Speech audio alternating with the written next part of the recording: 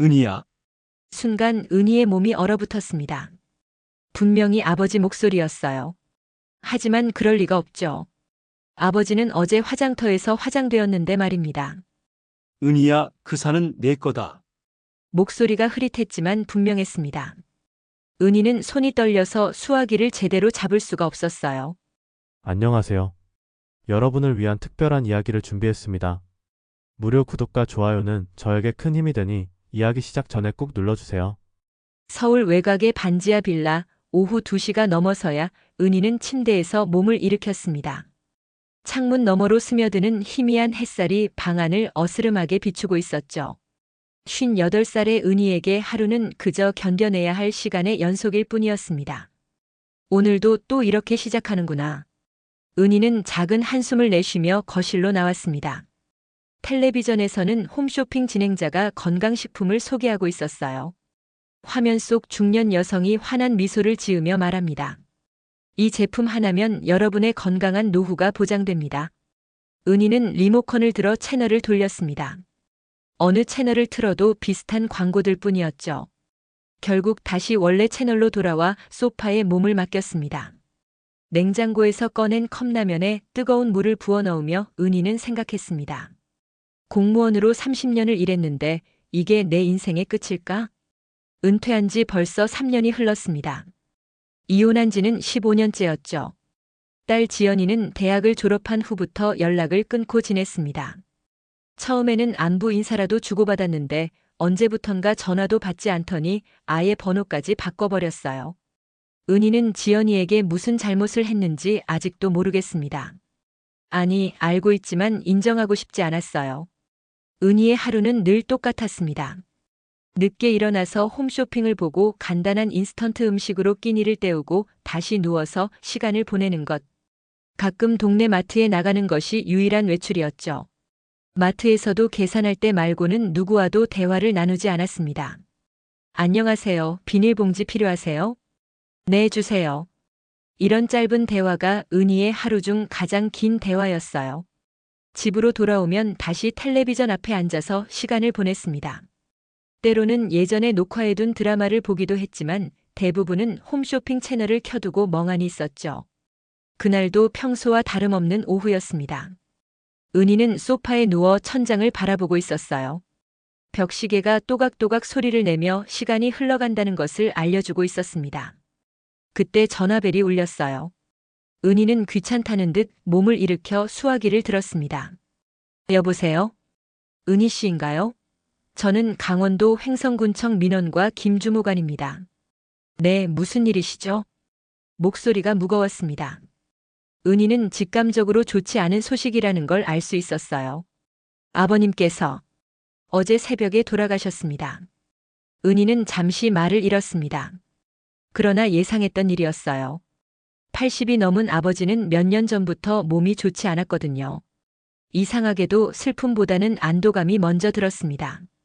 아버지의 고생이 끝났다는 생각이 먼저 들었거든요. 그렇군요. 장례는 언제 치르나요? 내일 오전 10시에 시작될 예정입니다. 혹시 올라오실 수 있으신지요? 은희는 잠시 망설였습니다. 아버지와는 오랫동안 연락을 끊고 지냈거든요. 마지막으로 만난 것이 언제였는지도 기억이 나지 않았어요. 하지만 장례치를 도리는 다해야겠다는 생각이 들었습니다. 네, 내일 아침에 올라가겠습니다. 전화를 끊고 나서 은희는 창밖을 바라보았습니다. 어릴 적 기억이 스쳐 지나갔어요. 술에 취해 들어와서 어머니를 때리던 아버지의 모습, 그리고 동생 은철에게만 따뜻하게 대해주던 모습들이 말입니다. 어머니가 병원에 입원했을 때도 아버지는 한 번도 찾아가지 않았어요. 그런 아버지를 은희는 용서할 수 없었습니다. 이제야 편히 가셨겠네. 은희는 마음속으로 중얼거렸습니다. 원망도 미움도 이제는 무덤덤해졌어요. 그저 한 사람의 생이 끝났다는 사실만이 남았을 뿐이었습니다. 다음 날 아침 은희는 오랜만에 정장을 꺼내 입었습니다. 거울 속 자신의 모습이 낯설게 느껴졌어요. 언제부터인가 화장도 하지 않고 머리도 대충 묶고 지냈거든요. 정장을 입으니 예전 직장 다니던 시절이 생각났습니다. 그때는 적어도 목표가 있었고 바쁘게 살았었죠. 버스를 타고 강원도로 향하는 길, 은희는 창밖 풍경을 바라보며 생각에 잠겼습니다. 아버지의 장례식장에서 만날 사람들, 특히 동생 은철이와 마주쳐야 한다는 것이 부담스러웠어요. 은철이는 여전히 아버지 근처에서 살고 있을 텐데 자신만 멀리 떨어져서 살고 있다는 것이 뭔가 미안하기도 했습니다.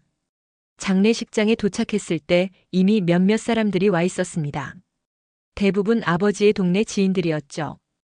은희는 조용히 절을 올리고 상주석에 앉았습니다. 영정 속 아버지는 생전의 험한 표정 대신 온화한 미소를 짓고 있었어요. 얼마 후 동생 은철이 나타났습니다. 은희보다 5살 어린 은철은 여전히 건장한 모습이었어요. 하지만 은희를 보는 눈빛은 차갑기만 했습니다. 왜 왔냐? 은철의 첫 마디였습니다. 인사도 없이 내뱉은 말에 은희는 당황했어요. 아버지 장례인데 당연히 와야죠. 지금까지 한 번도 안부 묻지 않으면서 이제 와서 뭘 하겠다는 거야? 은철의 목소리에는 오랜 원망이 담겨 있었습니다. 은희도 할 말이 있었지만 장례식장에서 다툴 수는 없었어요. 조문객들이 지켜보고 있었거든요. 장례식이 끝나고 사람들이 하나둘 떠날 때 은철이 은희에게 다가왔습니다. 목소리를 낮춰 말했지만 그 안에 담긴 냉기는 숨길 수 없었어요. 앞으로 우리 집안일에 다시는 끼지 마. 아버지께서 물려주신 것도 없으니까 기대하지도 말고. 은철의 말은 칼처럼 날카로웠습니다. 은희는 아무 말도 하지 못했어요. 어릴 적부터 은철은 아버지의 사랑을 독차지했거든요. 땅도 집도 모든 재산을 은철이 물려받을 것이라는 걸 은희도 알고 있었습니다. 서울로 돌아가는 버스 안에서 은희는 눈물을 흘렸습니다. 아버지의 죽음 때문이 아니라 자신의 처량한 신세 때문이었어요. 가족도 재산도 아무것도 남지 않은 채 혼자 살아가야 하는 현실이 더욱 무겁게 다가왔습니다. 집에 돌아온 은희는 소파에 털썩 주저앉았습니다. 텔레비전에서는 여전히 홈쇼핑이 나오고 있었어요. 하지만 이제는 그마저도 시끄럽게만 느껴졌습니다. 리모컨으로 전원을 끄니 방 안이 고요해졌죠. 장례식에서 들은 은철이의 말이 계속 맴돌았습니다. 우리 집안일에 다시는 끼지 마. 은희는 자신이 정말 이 가족에서 완전히 소외된 존재라는 걸 다시 한번 확인했어요. 아버지가 살아계실 때도 그랬고 돌아가신 후에도 마찬가지였습니다. 그래, 이제 정말 혼자구나. 은희는 혼잣말을 하며 냉장고를 열었습니다. 김치 몇 조각과 우유 한 팩, 그리고 며칠 전에 사둔 계란이 전부였어요. 별로 먹고 싶지도 않았지만 뭔가라도 입에 넣어야 할 것 같았습니다. 라면을 끓이면서 은희는 문득 어머니 생각이 났습니다. 어머니는 은희가 25살 때 세상을 떠났어요. 병원비 때문에 집안이 어려워졌는데도 아버지는 술만 마셨었죠. 그때부터 은희와 아버지 사이는 더욱 멀어졌습니다. 엄마, 이제 아버지도 가셨어요. 그곳에서는 행복하게 사시길. 은희는 작은 목소리로 중얼거렸습니다. 라면을 다 먹고 설거지를 하던 중이었어요. 갑자기 아파트 안이 너무 조용하다는 생각이 들었습니다. 평소에는 신경 쓰지 않았는데 오늘은 왜 이렇게 적막함이 무섭게 느껴지는 걸까요? 밤 9시쯤 되어서야 은희는 침대에 누웠습니다. 장례식으로 몸이 피곤했지만 쉽게 잠이 오지 않았어요. 천장을 바라보며 이런저런 생각에 잠겨 있었습니다. 그때였어요. 전화벨이 울렸습니다. 은희는 시계를 보았어요. 밤 11시 반이었습니다. 이 시간에 누가 전화를 걸까요? 혹시 잘못 걸린 전화일까 싶어서 받지 않으려다가 계속 울리는 벨소리에 어쩔 수 없이 수화기를 들었습니다. 여보세요? 은희야. 순간 은희의 몸이 얼어붙었습니다. 분명히 아버지 목소리였어요. 하지만 그럴 리가 없죠. 아버지는 어제 화장터에서 화장되었는데 말입니다. 은희야. 그 산은 내 거다. 목소리가 흐릿했지만 분명했습니다. 은희는 손이 떨려서 수화기를 제대로 잡을 수가 없었어요. 누구세요? 이런 장난은. 그 산에 가봐라. 그 말과 함께 전화가 끊어졌습니다. 은희는 수화기를 떨어뜨렸어요. 바닥에 떨어진 수화기에서 뚜뚜뚜 하는 신호음만 들려왔습니다. 이게 뭔 일이야? 은희는 온몸이 덜덜 떨렸습니다. 분명히 아버지 목소리였어요. 살아생전 수없이 들었던 그 목소리 말입니다. 하지만 그럴 리가 없었죠. 누군가의 장난일 수도 있고 아니면 자신이 잘못 들었을 수도 있었습니다. 그 산은 내 거다. 아버지가 말한 산이 뭘까요? 은희는 아버지가 강원도에 작은 야산을 하나 가지고 있다는 걸 알고 있었어요. 하지만 그것도 당연히 은철이에게 넘어갔을 거라고 생각했습니다. 은희는 잠을 이룰 수가 없었습니다. 계속해서 그 목소리가 귓가에 맴돌았어요. 혹시 정말 아버지의 영혼이 무언가를 전하려고 한 건 아닐까요? 아니면 자신이 스트레스 때문에 환청을 들은 걸까요? 새벽 2시, 3시가 지나도록 은희는 뒤척이며 잠들지 못했습니다. 그러다가 어느새 깜빡 잠이 들었나 봅니다. 꿈을 꾸었어요. 산속이었습니다. 높지 않은 야산 중턱에 은희가 서 있었어요. 그런데 저 앞에서 누군가가 손짓을 하고 있었습니다. 가까이 가보니 아버지였어요.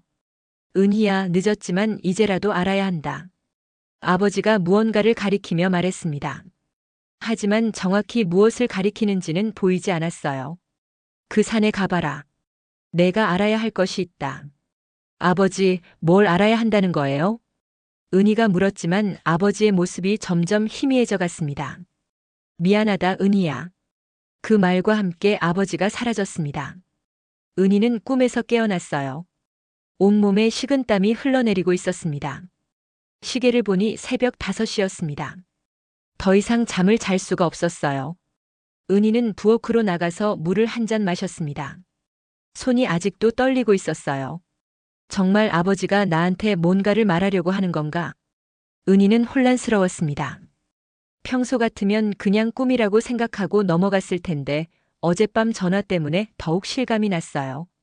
아침이 되자 은희는 결심했습니다. 아버지가 말한 그 산에 가보기로 한 거예요. 설령 아무것도 없다고 해도 최소한 자신의 마음은 정리할 수 있을 것 같았습니다. 강원도 횡성. 문등산이었나? 은희는 어렴풋이 기억하고 있었습니다. 어릴 적 몇 번 아버지를 따라간 적이 있었거든요. 그때는 별로 관심도 없었는데 이제 와서 그곳에 가야 할 이유가 생긴 거죠. 점심을 간단히 먹고 은희는 다시 강원도행 버스에 몸을 맡겼습니다. 어제 장례식을 치르고 온 길인데 하루 만에 또 같은 길을 가는 게 기이했어요. 하지만 마음 한구석에서는 뭔가 중요한 일이 기다리고 있을 것 같은 예감이 들었습니다. 버스 안에서 은희는 창밖을 바라보며 생각했습니다. 정말 아버지가 내게 남겨준 게 있을까? 기대 반, 의심 반으로 강원도로 향하는 은희의 마음은 복잡했습니다. 강원도 횡성에 도착한 은희는 택시를 타고 아버지가 살던 시골집으로 향했습니다. 어제 장례식 때는 정신이 없어서 자세히 보지 못했는데 이제 보니 집 주변이 많이 달라져 있었어요. 새로 지어진 펜션들과 카페들이 여기저기 들어서 있었습니다. 기사님, 저기 뒤쪽에 보이는 산이 문등산 맞나요? 네, 맞습니다. 요즘 등산객들이 많이 찾는 곳이에요. 택시에서 내린 은희는 아버지의 집을 바라보았습니다. 단층 슬레이트 지붕의 낡은 집이었어요. 문은 잠겨 있었지만 창문 틈으로 안을 들여다볼 수 있었습니다. 먼지가 수북이 쌓인 방 안에는 아버지의 생전 모습이 그대로 남아 있었어요. 집 뒤편으로 돌아가니 문등산이 보였습니다. 그리 높지 않은 야산이었지만 은희에게는 왠지 웅장해 보였어요. 산 중턱까지 이어진 좁은 길이 있었습니다. 그 산은 내 거다. 아버지의 목소리가 다시 머릿속에 울려 퍼졌습니다. 은희는 가슴이 두근거렸어요. 정말 그 산이 자신의 것일까요? 말도 안 되는 일이었지만 확인해보고 싶었습니다. 은희는 마을 이장님 댁을 찾아갔습니다. 어릴 적 기억을 더듬어 찾아간 곳이었어요. 어머, 은희가 아니냐? 어제 장례 때 못 봤는데. 네, 이장님. 안녕하세요. 어제 참 고생 많았다. 그런데 오늘은 뭔 일로 왔냐? 은희는 잠시 망설였습니다. 어떻게 설명해야 할지 막막했어요. 혹시 아버지께서 가지고 계신 산 얘기 들어보신 적 있나요? 문등산 말입니다. 아, 그 산? 내 아버지가 젊은 시절에 산 거지. 그런데 왜? 혹시 그 산이 누구 명의로 되어 있는지 아시나요? 이장님은 고개를 갸웃거렸습니다. 글쎄, 내 아버지 명의겠지. 하지만 정확한 건 동사무소에 가서 물어봐야 할 거야. 은희는 고맙다는 인사를 하고 동사무소로 향했습니다. 어제 장례식 연락을 받았던 김주무관을 찾아갔어요. 어제 연락 주신 분 맞죠? 죄송하지만 부탁드릴 게 있어서 왔습니다. 네, 무슨 일이시죠? 아버지께서 소유하신 문등산 토지 관련해서 확인하고 싶은 게 있는데요. 김주무관은 컴퓨터를 뒤적거렸습니다. 잠시 후 놀란 표정을 지었어요. 이상하네요. 분명 팔린 걸로 알고 있었는데. 네? 무슨 말씀이세요? 문등산 일대 토지가 아직도 고인 명의로 남아있네요. 그런데 여기 이상한 서류가 하나 있습니다. 김주무관이 서류처를 뒤적거렸습니다. 사망 직전에 등기 이전을 위해 접수된 서류가 있는데 수신인이 장은희님으로 되어 있어요. 은희는 깜짝 놀랐습니다. 저요? 정말요? 네, 여기 보세요. 고인께서 직접 작성하신 것 같은데. 서류를 받아본 은희는 손이 떨렸습니다. 분명히 아버지의 필체였어요. 그런데 왜 이제 알려주시는 거죠? 김주무관은 난처한 표정을 지었습니다. 실은 유족 간 분쟁 소지가 있어서 은밀히 처리하라는 지시가 있었어요. 고인께서 생전에 그렇게 당부하셨다고 하더라고요. 분쟁 소지요? 네, 다른 가족분께서 이미 그 토지에 대해 문의를 하신 적이 있거든요. 은희는 머리가 복잡해졌습니다. 다른 가족이라면 은철이를 말하는 게 분명했어요. 언제 문의하셨나요? 한 달 전쯤이었던 것 같은데. 그 순간 동사무소 문이 열리며 익숙한 목소리가 들려왔습니다. 왜 왔냐? 돌아보니 동생 은철이었습니다. 은희를 보는 은철의 표정은 어제보다 더욱 차가웠어요. 은철아, 어제 뭐라고 했지? 우리 집안일에 끼지 말라고 했잖아. 김주무관이 어색해하며 중간에 끼어들었습니다.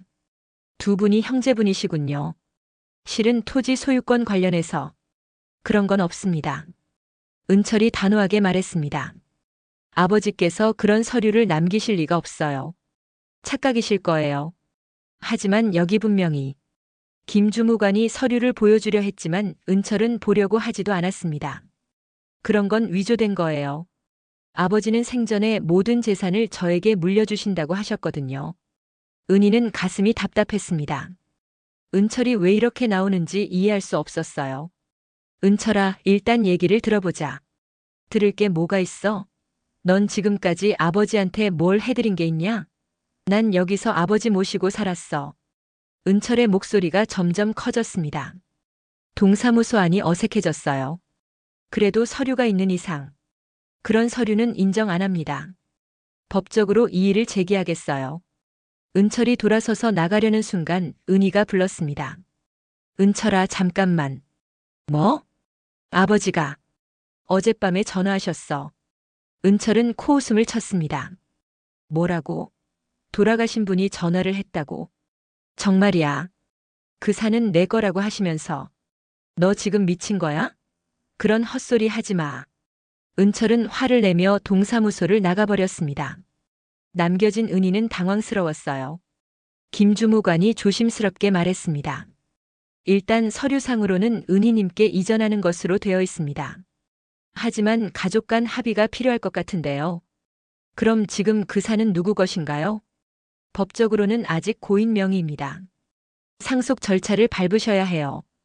은희는 서류를 받아들고 동사무소를 나왔습니다. 마음이 복잡했어요. 정말 아버지가 자신에게 산을 물려주려고 했던 걸까요? 그때 어릴 적 기억이 떠올랐습니다. 아버지가 은희의 대학 등록금을 은철이 학원비로 써버린 일이 있었어요. 그때 아버지는 은희에게 미안하다고 했었는데 그 이후로도 계속 은철이만 편애했었습니다. 혹시 아버지가 마지막에 마음을 바꾸신 건가? 은희는 문등산을 올려다보았습니다. 해가 서쪽으로 기울어 산 그림자가 길게 드리워져 있었어요. 무언가 비밀이 숨겨져 있을 것만 같았습니다. 은희는 문등산을 올려다보며 마음을 정했습니다. 직접 그 산에 올라가서 확인해 보기로 한 거예요. 서류만으로는 뭔가 부족했습니다. 아버지가 정말 무언가를 남겨두었는지 알고 싶었어요. 산 입구에는 작은 안내판이 있었습니다. 문등산 해발 340m, 등산로 1.5km라고 적혀 있었어요. 그리 높지 않은 산이라 오르는데 어려움은 없을 것 같았습니다. 등산로를 따라 올라가면서 은희는 어릴 적 기억을 떠올렸습니다. 아버지가 가끔 이 산에 올라와서 무언가를 하곤 했었어요. 그때는 별로 관심이 없어서 뭘 하는지 묻지도 않았었는데 이제 와서 궁금해지기 시작했습니다. 중턱쯤 올라왔을 때 등산로에서 벗어난 오솔길을 발견했습니다. 풀이 우거져서 잘 보이지 않았지만 분명히 사람이 다닌 흔적이 있었어요. 은희는 호기심이 생겨서 그 길로 들어섰습니다. 오솔길을 따라 10분 정도 걸어가니 나무들 사이로 무언가 반짝이는 것이 보였습니다.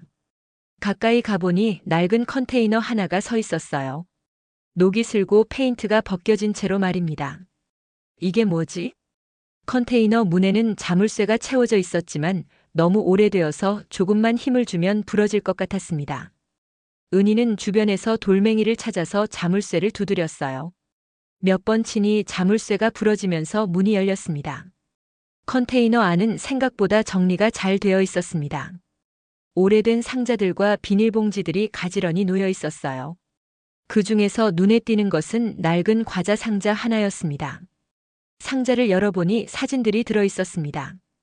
오래된 흑백 사진부터 컬러 사진까지 다양했어요. 은희는 한 장씩 꺼내서 보기 시작했습니다. 첫 번째 사진은 젊은 시절의 아버지였습니다. 은희가 태어나기 전 모습 같았어요. 두 번째, 세 번째 사진도 아버지의 젊은 시절 모습들이었습니다. 그런데 네 번째 사진을 보는 순간 은희는 깜짝 놀랐습니다. 아버지 옆에 낯선 여성이 서 있었거든요. 은희의 어머니가 아닌 다른 여성이었습니다. 이 여자가 누구지?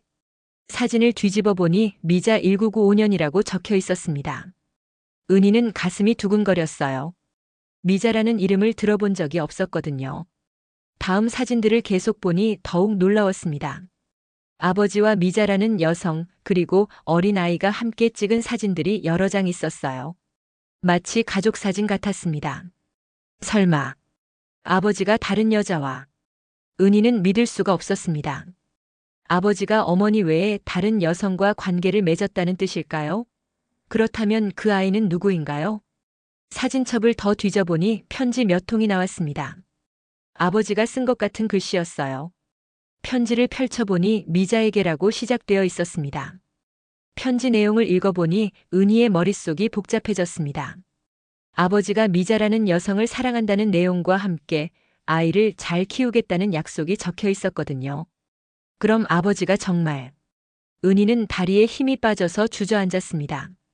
어머니가 병으로 고생하실 때 아버지는 다른 여자와 바람을 피웠던 거였나요?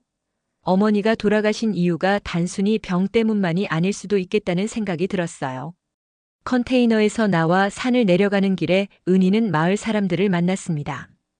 연세가 많으신 할머니 한 분이 은희를 알아보셨어요. 어머, 너 은희 아니냐? 어제 장례식 때 본 것 같은데. 네, 안녕하세요. 그런데 넌 뭘 하러 산에 올라갔냐?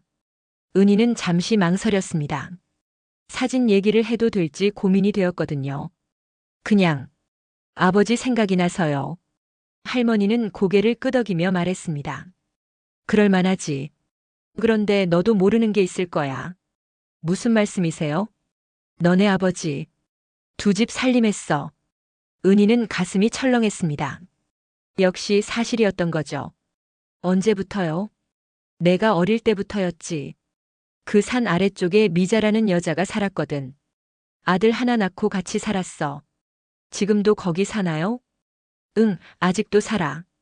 요즘은 혼자 지내는 것 같던데. 은희는 더 이상 참을 수가 없었습니다. 그럼 우리 어머니는 아셨나요? 할머니는 안타까운 표정을 지었습니다. 알았지. 그래서 그렇게 병이 깊어진 것도 있고. 참 안 됐어. 왜 아무도 저한테 말해주지 않으셨어요? 어린 내가 알아서 뭘 하겠냐? 어른들 일이니까. 은희는 눈물이 났습니다. 어머니가 그렇게 힘들어하시는 이유를 이제야 알게 된 거죠. 아버지의 바람기 때문에 어머니가 병까지 얻으신 거였습니다. 그런데 신기한 게 있어. 할머니가 덧붙였습니다. 내 아버지가 돌아가시기 전에 미자한테 그 산을 넘겨주려고 했었나 봐. 네? 미자가 그러더라고. 산 서류를 준비하고 있었는데 갑자기 돌아가셨다고. 은희는 충격을 받았습니다. 그럼 아버지가 자신에게 산을 물려준다고 한 건 거짓말이었던 걸까요? 아니면 미자와 자신 둘 다에게 약속을 했던 걸까요? 미자 씨 집이 어디에 있나요? 산 너머 쪽에 있어. 예전에 내 아버지가 지어준 집이지. 은희는 복잡한 심정으로 집으로 돌아왔습니다. 머릿속이 너무 어지러웠어요. 아버지에 대해 몰랐던 사실들이 하나씩 드러나면서 지금까지 알고 있던 모든 게 무너지는 것 같았습니다. 그날 밤 은희는 잠을 이룰 수가 없었습니다. 어머니의 마지막 모습이 계속 떠올랐어요. 병원 침대에 누워서 눈물을 흘리시던 어머니의 모습 말입니다. 그때 어머니는 무슨 생각을 하고 계셨을까요? 아버지가 우리를 버리고 다른 여자와 살았다는 걸 어머니는 어떤 심정으로 견디셨을까? 은희는 분노와 슬픔이 뒤섞인 감정에 휩싸였습니다. 그리고 한 가지 확신이 들었어요. 미자라는 여성을 직접 만나봐야겠다는 생각 말입니다. 다음 날 아침 은희는 일찍 일어나서 미자를 만나러 가기로 결심했습니다. 할머니가 알려준 대로 산 너머 쪽으로 향했어요. 좁은 시골길을 따라 걸어가니 작은 단독주택이 하나 보였습니다. 집 앞 텃밭에서 할머니 한 분이 채소를 따고 계셨어요. 50대 후반 정도로 보이는 분이었습니다.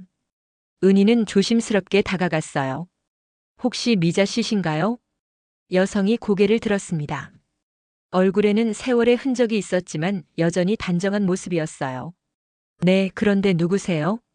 저는 장씨 아저씨 딸 은희입니다. 미자의 표정이 순간 굳어졌습니다. 손에 들고 있던 호미를 떨어뜨렸어요. 은희. 그 은희? 네, 장례식은 참석하셨나요? 미자는 고개를 저었습니다. 아니에요. 갈 수가 없었어요. 둘 사이에 어색한 침묵이 흘렀습니다. 은희는 어떻게 말을 꺼내야 할지 몰랐어요. 들어와요. 차라도 한 잔 드시죠. 미자가 먼저 말했습니다. 집 안으로 들어가니 생각보다 깨끗하게 정리되어 있었어요. 거실 한쪽에는 20살 정도로 보이는 청년의 사진이 걸려 있었습니다. 우리 아들이에요. 미자가 차를 우리며 말했습니다. 지금은 어디 계세요? 군대 갔어요. 내년에 제대해요. 은희는 사진을 바라보며 복잡한 감정이 들었습니다. 아버지의 또 다른 자식이었던 거죠. 사실 어제 산에서 사진들을 봤어요. 은희가 조심스럽게 말을 꺼냈습니다. 아, 그 컨테이너에 있던 것들이요? 네, 아버지가 숨겨두신 건가요? 미자는 찻잔을 내려놓으며 한숨을 쉬었습니다. 아저씨가 추억을 보관하던 곳이에요. 가끔 혼자 올라가서 사진을 복원하셨어요. 얼마나 오래 사귀셨나요? 25년 정도 됐죠. 당신이 25살 때부터였으니까. 은희는 가슴이 답답했습니다. 자신이 25이었을 때면 어머니가 돌아가시기 몇 년 전이었어요. 우리 어머니가 아프실 때도 계속? 미자는 고개를 끄덕였습니다. 미안해요. 정말 미안해요. 왜 하필 우리 아버지였나요? 처음엔 그냥 외로웠어요. 남편이 일찍 죽고 혼자 아이를 키우기 힘들었거든요. 아저씨가 도와주셨어요. 은희는 분노가 치밀어 올랐습니다. 하지만 미자의 처지도 이해가 되었어요. 그런데 최근에 아버지가 이상한 말씀을 하지 않으셨나요? 무슨 말씀이요? 산 얘기요. 문등산. 미자의 표정이 어두워졌습니다. 아, 그 얘기. 뭔가 있었나요? 아저씨가 돌아가시기 한 달 전쯤이었어요. 갑자기 찾아와서 그 산을 저한테 주겠다고 하시더라고요. 은희는 놀랐습니다. 정말요? 네, 서류도 준비하고 계셨어요. 그런데 미자가 말을 멈췄습니다. 그런데 뭐요? 마지막에 마음을 바꾸신 것 같아요. 며칠 후에 다시 오셔서 미안하다고 하시면서 그 산은 딸한테 줘야겠다고 하시더라고요. 은희는 가슴이 두근거렸습니다. 그럼 정말 아버지가 마지막에 자신을 선택한 걸까요? 왜 마음을 바꾸셨을까요? 아마도 죄책감 때문이 아닐까요? 당신 어머니한테 못한 일이 많으셨으니까. 그 순간 밖에서 큰 소리가 났습니다. 무언가 넘어지는 소리였어요. 은희와 미자는 깜짝 놀라서 밖으로 나갔습니다. 문등산 쪽에서 연기가 피어오르고 있었습니다. 저기 불이 난 것 같아요. 미자가 소리쳤습니다. 은희는 가슴이 철렁했어요. 어제 갔던 컨테이너 쪽에서 연기가 나고 있었거든요. 빨리 신고해야 해요. 두 사람은 급히 소방서에 신고했습니다. 그리고 산으로 달려갔어요. 하지만 이미 불은 상당히 번져 있었습니다. 컨테이너가 있던 자리는 완전히 타버렸습니다. 어제 본 사진들과 편지들이 모두 재가 되어 날아가고 있었어요. 누가 이런 짓을? 은희가 중얼거리는 순간 뒤에서 익숙한 목소리가 들렸습니다. 이제 증거는 다 없어졌네. 돌아보니 동생 은철이 서 있었습니다. 얼굴에는 차가운 미소가 떠 있었어요. 은철아, 설마 내가. 뭘 설마? 쓸데없는 것들 치워준 거야. 왜 이런 짓을 했어? 그런 가짜 증거들 때문에 헛된 기대하지 말라고. 은희는 믿을 수가 없었습니다. 동생이 이런 일을 저지를 줄이야. 너 지금 뭘 하는 거야? 이 산은 내 거야. 아버지가 평생 나한테 약속하신 거라고. 하지만 서류상으로는 그런 서류는 인정 안 해. 그리고 이미 개발업자와 계약도 마쳤어. 은희는 충격을 받았습니다. 개발업자요? 이 산 전체를 펜션 단지로 만들 계획이야. 돈도 벌써 받았고. 아직 상속도 끝나지 않았는데 어떡해. 방법은 얼마든지 있어. 그때 소방관들이 도착했습니다. 불은 금세 꺼졌지만 컨테이너와 그 안의 모든 것들은 재가 되어버렸어요. 소방관이 물었습니다. 화재 원인을 아시는 분 계신가요? 은철이 먼저 대답했습니다. 아마 담배꽁초나 그런 걸로 자연 발화한 것 같습니다. 은희는 진실을 말하려고 했지만 증거가 없었어요. 그리고 가족 간의 다툼을 공개적으로 드러내고 싶지도 않았습니다. 소방관들이 떠나고 나서 은철이 은희에게 다가왔습니다. 이제 포기해. 넌 이 산과는 아무 상관없는 사람이야. 은철아, 우리가 형제잖아. 형제? 지금까지 뭘 해준 게 있어서 형제라고 그래? 은철의 목소리가 점점 거칠어졌습니다. 아버지 아프실 때도 한 번 안 왔으면서 이제 와서 유산 타령이야? 나도 몰랐어.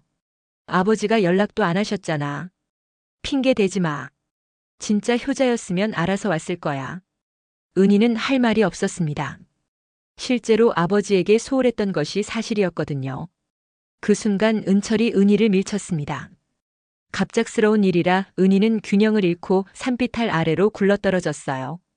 으악! 은희는 나무에 부딪히며 멈췄습니다. 온몸이 아팠지만 크게 다치지는 않았어요. 이 산, 너 따윈 가질 자격 없어. 은철의 차가운 목소리가 위에서 들려왔습니다. 은희는 두려웠습니다. 동생이 이렇게까지 할 줄은 몰랐거든요. 겨우 일어나서 산을 내려왔지만 온몸이 떨렸어요. 미자가 은희를 부축해 주었습니다. 괜찮으세요? 네, 고마워요. 병원에 가시는 게 좋겠어요. 은희는 병원에 가기보다는 경찰서에 가고 싶었습니다. 하지만 과연 믿어줄까요? 증거도 없고 가족 간의 다툼이라고 대수롭지 않게 여길지도 모르잖아요. 그날 밤 은희는 잠들 수가 없었습니다. 아버지가 정말 무엇을 원했던 걸까요? 그리고 은철이는 왜 이렇게까지 하는 걸까요? 아버지, 정말 저한테 뭔가 말하고 싶으신 거예요? 은희는 천장을 바라보며 중얼거렸습니다. 병원에서 간단한 치료를 받고 나온 은희는 모든 것이 무너진 것 같은 기분이었습니다. 컨테이너의 증거들은 모두 타버렸고 은철이는 이미 개발업자와 계약까지 마친 상태였어요. 더 이상 무엇을 할 수 있을까요? 여관에서 하룻밤을 보낸 은희는 다음 날 아침 서울로 돌아가기로 했습니다. 더 이상 여기 머물러 있어도 소용없을 것 같았거든요. 버스 시간까지 시간이 남아서 아버지 묘소에 들러보기로 했어요. 묘지로 향하는 길은 한적했습니다. 어제의 충격으로 몸은 아팠지만 마음은 더욱 무거웠어요. 아버지의 묘 앞에 서니 복잡한 감정이 들었습니다. 아버지, 정말 저한테 그 산을 주려고 하셨던 거예요? 바람만 살랑 불 뿐 대답은 없었습니다. 은희는 묘비 앞에 놓인 시든 국화꽃을 치우고 새로 가져온 꽃을 놓았어요. 모르겠어요. 뭐가 진실인지, 은철이 말이 맞는 건지. 묘비석을 닦으면서 은희는 문득 뒷면을 보게 되었습니다. 앞면에는 아버지의 이름과 생년월일이 적혀 있었는데 뒷면에는 뭔가 작은 글씨가 새겨져 있었어요. 자세히 보니 이런 글귀였습니다. 은희야, 미안하다. 진짜 유서는 내 이름 아래 있다. 은희는 심장이 멈출 것 같았습니다. 이게 무슨 뜻일까요? 내 이름 아래라니? 주변을 둘러보니 묘 옆에 작은 표지석이 하나 더 있었습니다. 거기에는 장은이 효녀비라고 새겨져 있었어요. 언제 누가 만든 건지 모르겠지만 분명히 최근에 세워진 것 같았습니다. 진짜 유서는 내 이름 아래 있다는 말이 이 표지석을 뜻하는 걸까요? 은희는 표지석 주변을 자세히 살펴보았습니다. 표지석 아래 흙이 다른 곳보다 부드러워 보였습니다. 최근에 파고 묻은 것 같았어요. 은희는 주변에서 작은 나뭇가지를 찾아서 조심스럽게 흙을 파기 시작했습니다. 30cm 정도 파니까 비닐봉지에 쌓인 무언가가 나왔습니다. 손으로 흙을 털어내고 비닐을 벗기니 낡은 공책 한 권이 나왔어요. 공책을 펼쳐보니 아버지의 필체로 빼곡히 글이 적혀 있었습니다. 첫 페이지에는 은희에게라고 되어 있었어요. 은희야, 이 글을 읽고 있다면 아마 나는 이미 세상을 떠났을 것이다. 평생 내게 못한 말이 너무 많아서 이렇게라도 전하고 싶었다. 은희는 눈물이 나기 시작했습니다. 아버지의 진심이 담긴 글이었거든요. 먼저 미안하다고 말하고 싶다. 내가 어릴 때부터 나는 좋은 아버지가 되지 못했다. 술을 마시고 들어와서 내 어머니를 힘들게 했고 너에게도 따뜻한 말 한마디 제대로 하지 못했다. 다음 페이지를 넘기니 더욱 충격적인 내용이 있었습니다. 내가 대학에 들어갈 때 등록금을 은철이 학원비로 써버린 일을 기억하느냐? 그때 나는 내게 미안하다고 했지만 그 후로도 계속 은철이만 편애했다. 왜냐하면 은철이가 나와 닮아서 키우기가 쉬웠거든. 하지만 내가 더 착하고 성실한 아이였다는 걸 이제야 안다. 은희는 울음을 참을 수 없었습니다. 아버지가 이런 마음을 가지고 계셨다니. 그리고 미자 일에 대해서도 사과한다. 내 어머니가 아프실 때도 나는 다른 여자와 바람을 피웠다. 변명의 여지가 없는 일이다. 내 어머니가 그렇게 힘들어하신 것도 내 잘못이었다. 글을 읽어가면서 은희는 아버지의 진심을 느낄 수 있었습니다. 생전에는 표현하지 못했던 후회와 미안함이 글 속에 가득했어요. 미자와의 관계는 실수였다. 처음에는 그 여자가 불쌍해서 도와준 것뿐이었는데 어느새 깊어져 버렸다. 하지만 내 마음속 깊은 곳에는 항상 내 어머니와 너 그리고 은철이가 있었다. 다음 페이지에는 산에 대한 이야기가 나왔습니다. 문등산 이야기를 해야겠다. 나는 처음에 그 산을 미자에게 주려고 했다. 그 여자에 대한 미안함 때문이었다. 하지만 마지막 순간에 마음을 바꿨다. 그 산은 내가 가져야 한다고 생각했거든. 왜냐하면 그 산은 원래 내 외할아버지의 것이었기 때문이다. 내 어머니가 돌아가시기 전에 나에게 물려주셨던 거야. 그때 약속했었지. 언젠가 은희에게 돌려주겠다고. 은희는 깜짝 놀랐습니다. 그 산이 원래 외할아버지의 것이었다니. 그럼 당연히 자신이 물려받아야 하는 거였군요. 은철이에게는 다른 재산을 물려줄 생각이다. 집과 농지 그리고 예금 등. 하지만 그 산만큼은 내 몫이다. 이것은 내 어머니와의 약속이기도 하거든. 마지막 페이지에는 이런 글이 적혀 있었습니다. 은희야, 이제라도 늦지 않았다. 내 인생을 다시 시작해라. 그 산에서 뭔가 의미 있는 일을 해봐도 좋을 것 같다. 내가 행복하게 사는 것이 내가 바라는 전부다. 그리고 은철이와도 화해하길 바란다. 그 아이도 나와 비슷한 성격이라 고집이 세지만 근본은 착한 아이다. 시간이 지나면 분명 이해할 거야. 마지막으로 내 딸 지연이와도 다시 연락하길 바란다. 가족이 뿔뿔이 흩어져서는 안 된다. 내가 못한 일을 내가 해주길 바란다. 사랑한다, 은희야. 미안하다. 글을 다 읽고 나니 은희는 한동안 말을 할 수가 없었습니다. 아버지의 진심 어린 사과와 사랑의 표현에 가슴이 벅차올랐거든요. 그런데 한 가지 의문이 들었습니다. 이 유서를 누가 여기에 묻었을까요? 아버지가 직접 묻으실 수는 없었을 텐데 말입니다. 그때 뒤에서 발자국 소리가 들렸습니다. 돌아보니 미자가 서 있었어요. 찾으셨군요. 미자 씨가 묻어두신 거예요? 네, 아저씨가 돌아가시기 일주일 전에 저한테 부탁하셨어요. 만약 은희 씨가 찾아오면 알려달라고. 그럼 처음부터 아셨던 거군요. 네, 아저씨의 진심을 알고 있었어요.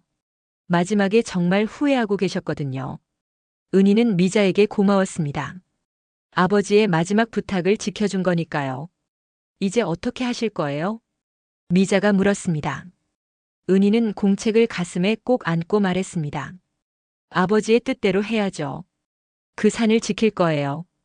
은철 씨가 가만히 있을까요? 싸워야죠. 이제 진짜 유서가 있으니까. 은희는 새로운 희망을 느꼈습니다. 비록 증거들은 타버렸지만 아버지의 진짜 유서가 있었거든요. 이제 정당하게 맞설 수 있을 것 같았어요. 아버지의 진짜 유서를 찾은 은희는 새로운 용기를 얻었습니다. 서울로 돌아가는 대신 강원도에 며칠 더 머물기로 했어요. 이번에는 제대로 된 법적 대응을 준비해야 했거든요. 먼저 변호사를 찾았습니다. 횡성 시내에 있는 작은 법무사무소였어요.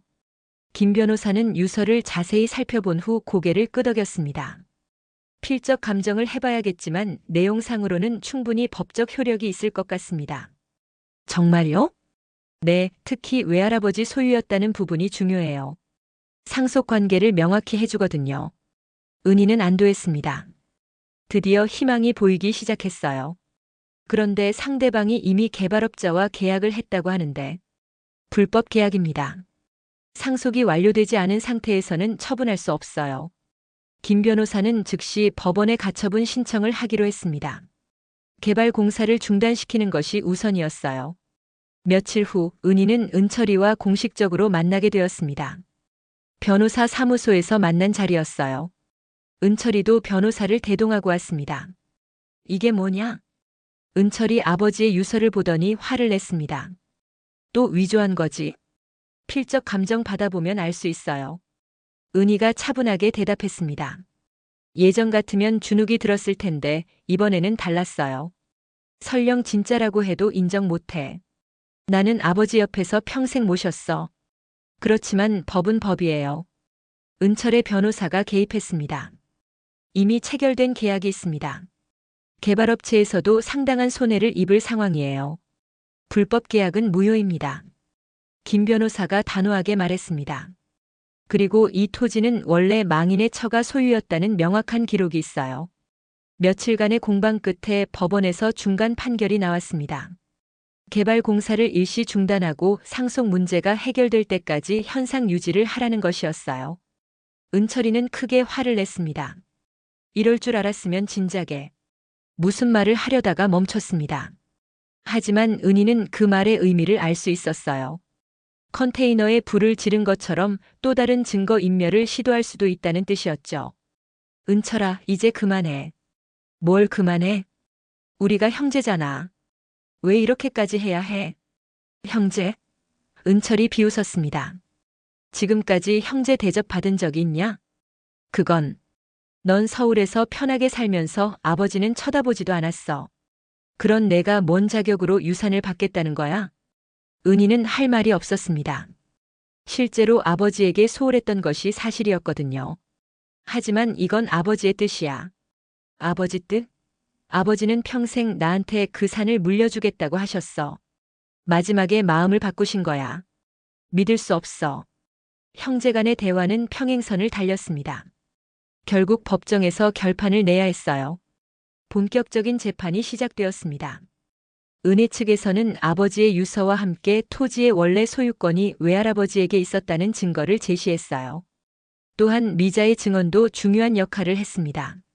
망인께서 돌아가시기 직전에 마음을 바꾸셨다고 직접 들었습니다. 미자가 증언석에서 말했습니다. 처음에는 저에게 그 산을 주시려고 했지만 나중에 딸에게 줘야 한다고 하시더라고요. 은철 측에서는 반박했습니다. 증인은 오랫동안 망인과 부적절한 관계를 유지했던 사람입니다. 신빙성이 떨어져요. 하지만 법원에서는 유서의 진위를 확인한 결과 진짜로 판정했습니다. 필적 감정 결과 아버지가 직접 쓴 것이 맞았거든요. 재판 과정에서 또 다른 증인이 나타났습니다. 마을의 이장님이었어요. 망인께서 생전에 여러 번 말씀하셨습니다. 그 산은 원래 사위 어른 것이었는데 딸이 죽은 후에 미안해서 보관만 하고 있다고요. 이장님의 증언은 결정적이었습니다. 마을 사람들 여러 명이 비슷한 증언을 했거든요. 재판이 진행되는 동안 언론에서도 관심을 가지기 시작했습니다. 형제간의 유산 분쟁이라는 소재가 흥미를 끌었던 거죠. 개발업체와 유착 의혹까지 제기되고 있는 이번 사건은 텔레비전 뉴스에서 이 사건을 다뤘습니다. 은철이는 더욱 궁지에 몰렸어요. 며칠 후 결정적인 사건이 일어났습니다. 은철이가 개발업체로부터 받은 돈의 일부를 개인적으로 사용한 사실이 드러난 거예요. 피고는 상속되지도 않은 토지를 담보로 금전을 편취했습니다. 검찰에서 은철이를 사기 혐의로 기소했습니다. 상황이 완전히 바뀐 거죠. 재판부는 은희의 손을 들어주었습니다. 망인의 유서가 진정하다고 인정되며 토지의 원소유권자가 피고인의 외할아버지였다는 점을 고려할 때 해당 토지는 피고인 장은희에게 상속되는 것이 타당하다. 은희는 승소했습니다. 하지만 기쁨보다는 복잡한 감정이 들었어요. 동생과의 관계가 돌이킬 수 없이 멀어진 것 같았거든요. 법정을 나오면서 은철이가 은희에게 다가왔습니다. 이제 만족하냐? 은철아. 다신 보지 말자. 은철이는 그렇게 말하고 떠나버렸습니다. 은희는 마음이 아팠어요. 승소했지만 가족을 잃은 것 같았거든요. 개발업체는 계약을 취소하고 손해배상을 요구했지만 불법 계약이었기 때문에 받아들여지지 않았습니다. 오히려 은철이가 사기 혐의로 처벌받게 되었어요. 며칠 후 놀라운 소식이 들려왔습니다. 문등산 일대가 생태보호구역으로 지정된다는 것이었어요. 희귀한 식물들이 발견돼. 다행이네요. 개발되지 않아서. 미자가 은희에게 말했습니다. 네, 아버지도 기뻐하실 것 같아요. 은희는 산을 바라보며 생각했습니다. 이제 이 산을 어떻게 활용할까? 아버지의 뜻을 따라 의미 있는 일을 해보고 싶었어요. 팔지 않을 거예요. 은희가 결심에 찬 목소리로 말했습니다. 이건 아버지가 마지막으로 내게 준 말 없는 사과니까요. 승리했지만 은희의 마음은 여전히 무거웠습니다. 가족의 화해는 아직 이루어지지 않았거든요. 하지만 이제 새로운 시작을 할 준비는 되었습니다. 재판이 끝나고 반년이 지났습니다. 은희는 서울의 반지하 빌라를 정리하고 강원도로 이주했어요. 문등산 중턱에 작은 목조 건물을 지었습니다. 아버지가 남겨준 산에서 새로운 삶을 시작하기로 한 거죠. 건물 공사를 하면서 은희는 많은 것을 배웠습니다. 설계부터 시공까지 모든 과정에 참여했어요. 몸은 힘들었지만 마음은 충실했습니다. 오랜만에 목표가 생긴 거였거든요. 어떤 이름을 지을까? 은희는 간판을 준비하면서 고민했습니다. 여러 이름을 생각해봤지만 결국 은희 산방으로 정했어요. 소박하지만 의미가 있는 이름이었습니다. 찻집 겸 작은 도서관으로 꾸몄습니다. 한쪽에는 차를 마실 수 있는 공간을, 다른 한쪽에는 책들을 비치했어요.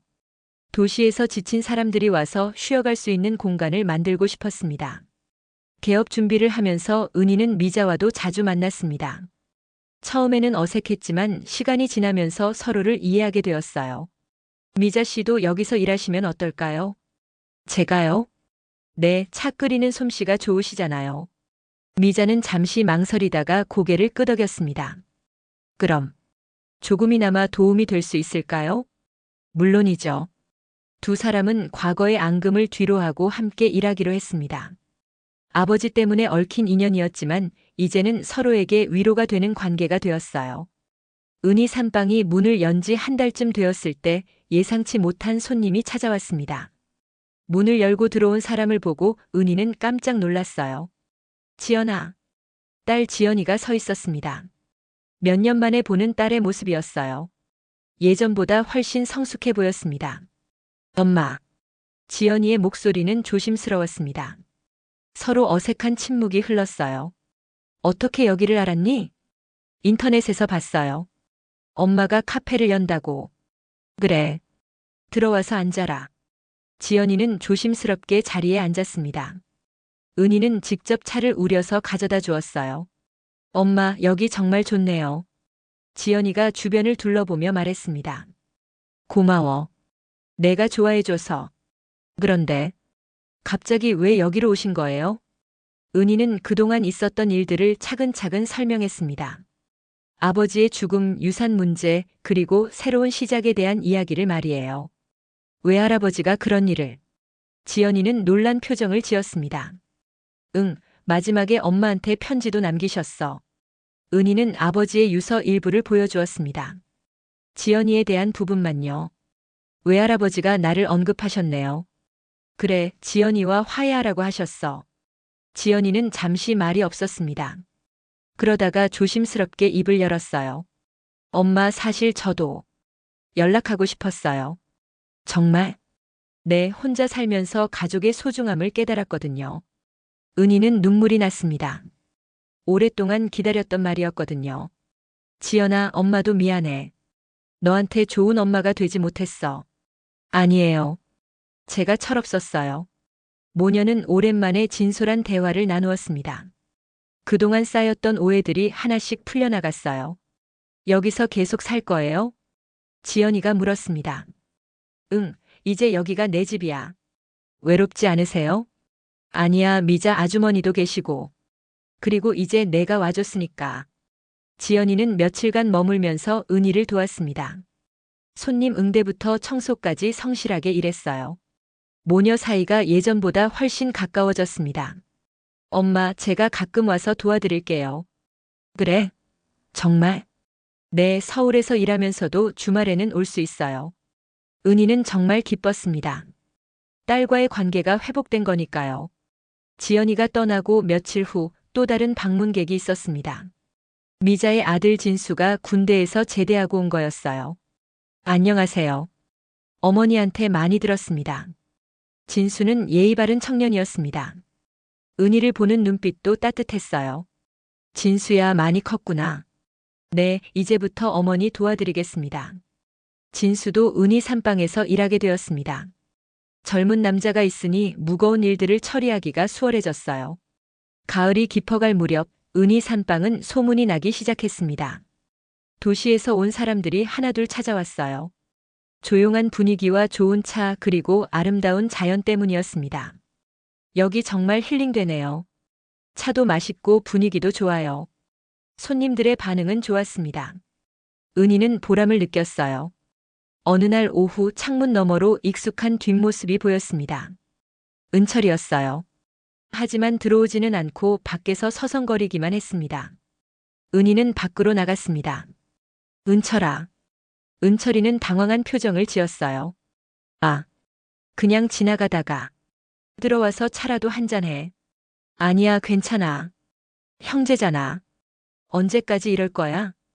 은철이는 잠시 망설이다가 따라 들어왔습니다.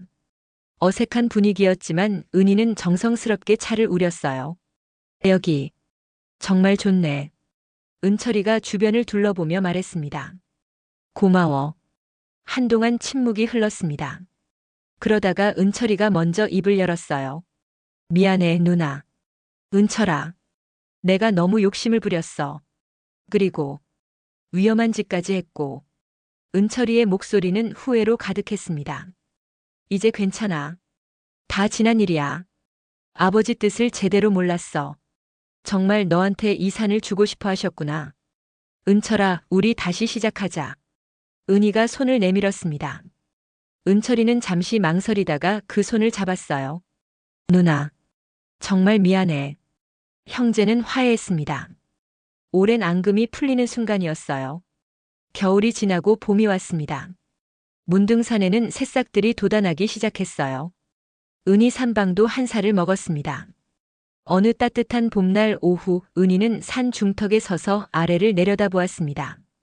자신이 만든 작은 공간에서 사람들이 차를 마시며 대화를 나누고 있었어요. 아버지, 보고 계시죠? 바람이 살랑 불어 은희의 머리를 스쳐갔습니다. 이제 용서할게요.